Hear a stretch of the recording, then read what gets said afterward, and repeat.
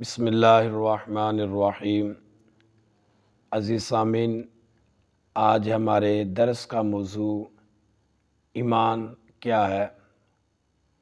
دعا گو ہوں خالق کائنات جل جلالہ ہم سب کو قرآن و سنت کا فہم عطا فرمائے، اس کے ابلاغ و تبلیغ اور اس پر عمل پیرا ہونے کی توفیق عطا فرمائے۔ عزیز سامعین، آج کا درس نہایت ہی اہم درس ہے، جیسے کہ الحمدللہ باقی دروس بھی نہایت ہی اہم اور موقع کے مطابق ہوتے ہیں، لیکن آج کا درس ذرا ان سے مختلف اور ہٹ کر ہے، اس لیے کہ ایمان کی تعریف کیا ہے، لغوی اور اصطلاحی، پھر ایمان کس چیز کا نام ہے، یہ آج کے ہمارے موضوع کے اہم پوائنٹ ہیں۔ تو اس سلسلہ میں سب سے پہلے یہ بات اپنے ذہن میں رکھیے گا کہ ایمان کسے کہتے ہیں، یعنی کہ ایمان کی لغوی تعریف کیا ہے۔ ایمان کی لغوی تعریف ہے امن دینا، اور شریعت میں ایمان ان اسلامی عقائد کا نام ہے جنہیں مان کر انسان عذاب الہی سے امن میں آ جاتا ہے، یعنی کہ تمام ان چیزوں کو ماننا جو کریم آقا علیہ السلام اللہ رب العزت سے لے کر آئے ہیں۔ چونکہ ایمان ماننے اور تصدیق کا نام ہے، اس لیے اس میں مقدار ناممکن ہے، ہاں کیفیت کی زیادتی اور کمی ممکن ہے۔ اور یہ بات بھی ذہن میں رکھیے گا، ایمان عبادات کی اصل ہے۔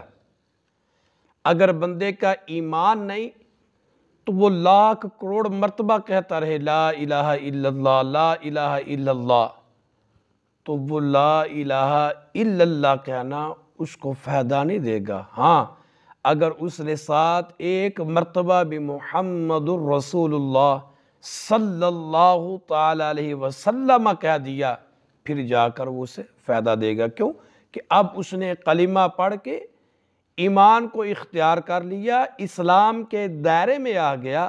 اب جو ہے وہ کلمہ پڑھنا، عبادات کرنا، نماز، روزے، حج، زکوٰۃ، صدقہ، خیرات، یہ اس کو فائدے دیں گے۔ اگر ایمان نہیں تو عبادات کا بھی فائدہ نہیں ہے۔ اب اس سلسلہ میں اپنی بات کو واضح کرنے کے لیے میں وہ بخاری شریف کی حدیث مبارکہ جو کافی طویل حدیث مبارکہ ہے اور جس کو حدیث جبریل سے بھی یاد کیا جاتا ہے، وہ آپ کے سامنے مختصر رکھتا ہوں کہ جس وقت جبریل امین کریم آقا علیہ السلام کی بارگاہ میں تشریف لائے، انسانی شکل تھی، اور صحابہ فرماتے ہیں کہ اس کے چہرے پر مسافر کے آثار بھی نہیں تھے، کہ مسافر ہوتا تو گرد و غبار ہوتا، سفید کپڑے، سیاہ داڑھی، اور اس علاقے کا بھی نہیں تھا۔ اگر علاقے کا ہوتا تو ہم پہچان بھی لیتے۔ فرماتے ہیں کریم آقا علیہ السلام کی بارگاہ میں زانو بیٹھ گیا، اور بیٹھ کر طویل حدیث مبارکہ ہے، عرض کرتا ہے محبوب مجھے ایمان کے متعلق بتائیں۔ فَأَخْبِرْنِي عَنِ الْإِيمَانِ، کہ اے محبوب مجھے ایمان کے متعلق بتائیں کہ ایمان کیا ہے۔ تو کریم آقا علیہ السلام نے فرمایا ان تؤمنوا باللہ وملائکتہ وکتبہ ورسلہ والیوم الآخر۔ کریم آقا علیہ السلام نے فرمایا کہ تم فرشتوں، کتابوں، اس کے رسولوں اور آخری دن کو مانو، یہ ایمان ہے۔ اور آگے کریم آقا علیہ السلام نے فرمایا وَتُؤْمِنُوا بِالْقَدْرِ خَيْرِهِ وَشَرِّهِ۔ کریم آقا علیہ السلام فرماتے تم اچھی اور بری تقدیر کو مانو۔ جب اتنی بات کریم آقا علیہ السلام نے کہی تو جبریل امین عرض کرتے ہیں محبوب آپ نے سچ کہا، یعنی کہ یہ ایمان کا جو زاویہ محبوب علیہ السلام نے بتایا، حدیث جبریل کے نام سے مشہور حدیث مبارکہ، اب یہ بتا رہا ہے کہ ایمان کس چیز کا نام ہے۔ بلکہ میں مزید بات کو واضح کروں تو وہ حضرت انس رضی اللہ تعالی عنہ والی حدیث مبارکہ جو کہ بخاری اور مسلم شریف میں موجود ہے کہ میرے کریم آقا علیہ الصلوۃ والسلام نے فرمایا کہ لا یؤمن احدکم حتی اکون احب الی من والدہ وولدہ والناس اجمعین۔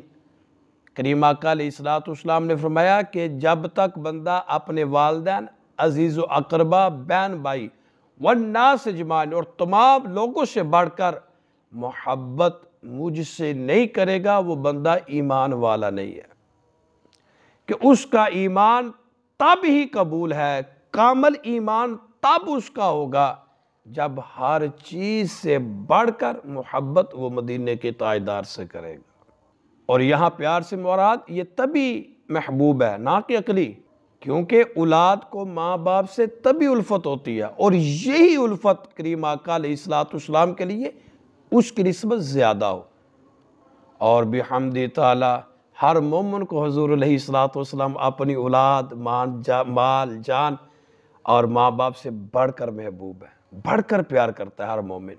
بلکہ اس سلسلہ میں مزید بات کو واضح کروں، اور یہ حدیث مبارکہ بھی بخاری اور مسلم شریف کی ہے جو میں آپ کے سامنے رکھنے والا ہوں، اور جو ہمارے موضوع کو مزید نکھار پیدا کر رہی ہے کہ کریم آقا علیہ الصلوۃ والسلام نے فرمایا 3 چیزیں جس بندے میں آ جائیں، 3 خصلتیں جس بندے میں آ جائیں، وہ بندہ ایمان کی لذت کو پا لے گا۔